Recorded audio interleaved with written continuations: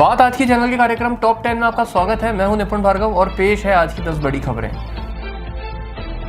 Rail मंत्रालय ने यात्री किराए में बदलाव करने का फैसला किया है। यह बदलाव 1 जुलाई 2025 यानी आज से लागू होगा। किराए में यह बदलाव IRCA की ओर से प्रकाशित नई किराया सारणी के अनुसार होगा। सेकेंड क्लास ऑर्डिनरी में 500 किलोमीटर तक की यात्रा के लिए कोई बढ़ोतरी नहीं की गई है, लेकिन 501 से 1500 किलोमीटर के लिए 5 रुपए की बढ़ोतरी हुई है। इसी तरह 1501 से 2500 किलोमीटर के लिए 10 रुपए और 2501 से 3000 किलोमीटर के लिए 15 रुपए की बढ़ोतरी की गई है। वहीं सब अर्बन यानी उपनगरीय सेवाओं और सीजन टिकटों के सिंगल जर्नी के किराए में कोई बदलाव नहीं किया गया है। दिल्ली में 1 जुलाई से 15 साल पुराने पेट्रोल और 10 साल पुराने डीजल व्हीकल्स को पेट्रोल पंप से पेट्रोल डीजल नहीं मिलेगा।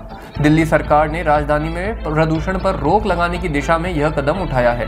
दिल्ली सरकार का कहना है कि तय सीमा से अधिक पुराने वाहनों को 1 जुलाई से फ्यूल नहीं दिया जाएगा। इसके अलावा दिल्ली के पेट्रोल पंप्स पर नंबर प्लेट को ऑटोमेटिक रीड करने वाले ANPR कैमरे भी लगाए गए हैं। इतना ही नहीं, ऐसे वाहनों को मौके पर ही जब्त कर लिया जाएगा और स्क्रैपिंग के लिए ले जाया जाएगा।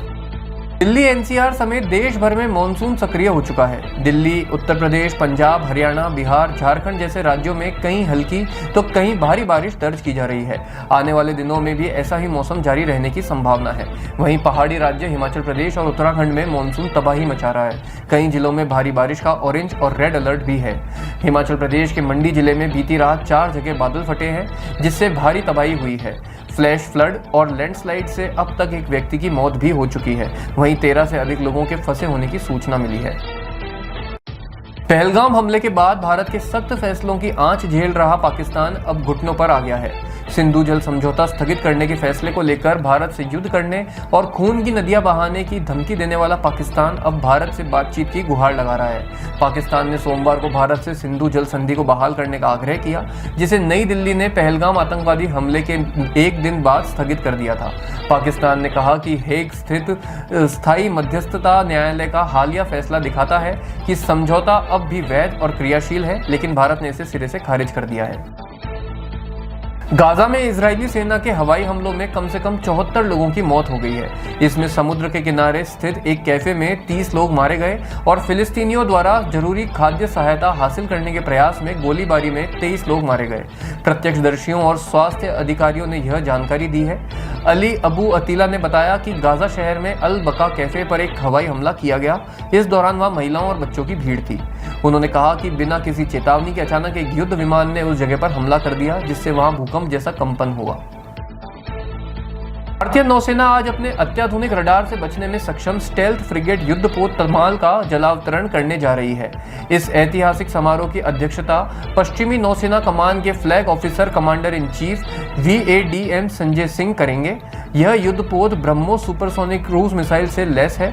इसमें वर्टिकल लॉन्च सतह से हवा में मार करने वाली मिसाइलें हैं। यह उन्नत 100 मिलीमीटर गन, अत्याधुनिक सिस्टम, हैवीवेट टॉर्पीडो व त्वरित हमले करने वाले एंटी सबमरीन रॉकेट से भी लैस है। केंद्रीय मंत्रिमंडल ने 8वें वेतन आयोग को मंजूरी दे दी है, जो 1 जनवरी 2026 से लागू होगा। इस आयोग का मुख्य उद्देश्य आर्थिक परिस्थितियों, मुद्रास्फीति और कर्मचारियों की मांगों के अनुरूप वेतन और कल्याण नीतियों को संशोधित करना है। न्यूनतम वेतन में 34.1% की वृद्धि की संभावना है, जिससे न्यूनतम वेतन 21,600 रुपये हो सकता है। महंगाई भत्ता 2026 की शुरुआत तक 70% तक पहुंचने वाला है और इसे मूल वेतन में मिला दिया जाएगा। वेतन वृद्धि 20,000 रुपये से 25,000 रुपये तक हो सकती है, जिससे कुल वेतन में उल्लेखनीय वृद्धि होगी। बीजेपी धीरे धीरे अब राष्ट्रीय अध्यक्ष के चुनाव की ओर बढ़ रही है। कुछ राज्यों की इकाइयों के प्रमुखों का चुनाव कर चुकी और मंगलवार को कुछ और राज्यों में भी प्रदेश अध्यक्ष चुनने की प्रक्रिया पूरी कर लेगी। इसी के साथ केंद्र में सत्तारूढ़ पार्टी नए राष्ट्रीय अध्यक्ष चुनने की दिशा में एक कदम और आगे बढ़ गई है। इन प्रदेश अध्यक्षों के निर्वाचन के साथ ही JP नड्डा के स्थान पर नए राष्ट्रीय अध्यक्ष के चुनाव के लिए आवश्यक प्रदेश अध्यक्षों की संख्या पूरी हो जाएगी। VP रामलिंगम और K बेउचुआ सोमवार को क्रमशः पुडुचेरी और मिजोरम के भाजपा प्रदेश अध्यक्ष नियुक्त हो चुके हैं, जबकि महाराष्ट्र, उत्तराखंड, तेलंगाना और आंध्र प्रदेश जैसे राज्यों में इस पद के लिए एकल नामांकन दाखिल किया गया। फलस्वरूप मंगलवार को उनका चुनाव महज औपचारिकता रह गया है। दिल्ली में भाजपा सरकार के सत्ता में आने के बाद कई महत्वपूर्ण कदम उठाए जा रहे हैं। अब दिल्ली की मुख्यमंत्री रेखा गुप्ता ने बड़ा फैसला लेते हुए पुरानी शराब नीति को वर्ष 2026 तक बढ़ा दिया है।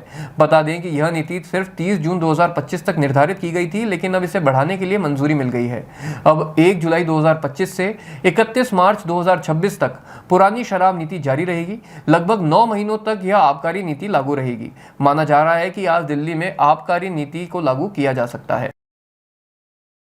केंद्र सरकार द्वारा प्राचीन एवं परंपरागत चिकित्सा में यथा आयुर्वेद, यूनानी, सिद्धा, होम्योपैथी आदि सभी विधाओं को आयुष के रूप में एकीकृत किए जाने के बाद राज्य में इसकी चिकित्सा शिक्षा के समन्वय और एकीकरण दृष्टिगत मुख्यमंत्री योगी आदित्यनाथ ने प्रदेश में पहले आयुष विश्वविद्यालय की परिकल्पना को धरातल पर उतार दिया है।